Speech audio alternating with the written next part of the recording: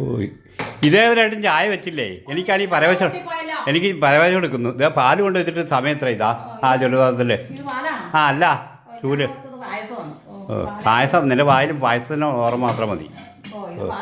ആ അല്ല കഴിക്കാൻ വേണം. അതിൽ ഇത് കപ്പ ഉണക്കപ്പ അല്ലേ? ഇതുണ്ടോ? ആ ഇത് വറക്കണം. ആ അതിനാ അതൊരു കുറ്റം. ഇത് വറുത്ത് ഇങ്ങനെ തേങ്ങ ശർക്കരയൊക്കെ ഇട്ടിടിച്ച് തിന്നുന്നൊക്കെ അറിയാം. പക്ഷേ രാവിലെ കണ്ടിച്ച് പുഴുങ്ങിയ കപ്പ, അത് കഴിയുമ്പോ കൊത്തി പുഴുങ്ങിയ കപ്പ, കപ്പയോ കപ്പ, കഞ്ഞി കപ്പ, കഞ്ഞി കപ്പ, കഞ്ഞി കപ്പ, കപ്പ കപ്പ ഇത് കപ്പ വറുത്തത്. എനിക്കിത് വേണ്ട. നിനക്ക് വേണമെന്നുണ്ട് തന്നെ കാര്യം. നിനക്ക് പിന്നെ എന്നാ വേണ്ടേ?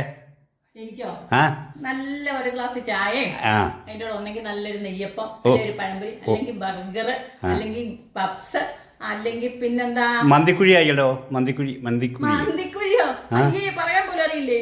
കുഴിമന്തി, ചായ കുഴിമന്തി. ഇപ്പൊ തൽക്കാലം ഇങ്ങനെ എന്തെങ്കിലും കിട്ടുവാണെങ്കിൽ ഞാൻ ചായ അയ്യേ അല്ലാണ്ട് തിളപ്പിക്കില്ല. മര്യാദക്ക് ചായ വെക്കാല്ലേ പാലെടുത്തിട്ട് തലയൊഴിക്കും ഞാൻ. ഓ വലിയ പറഞ്ഞാ കേട്ടോണം. പാലഭിഷേകം ചെയ്യാം. പാലഭിഷേകം മിണ്ടി പോരുത് നീ. ഇതെന്തായാലും ഞാൻ ചെയ്യൂല.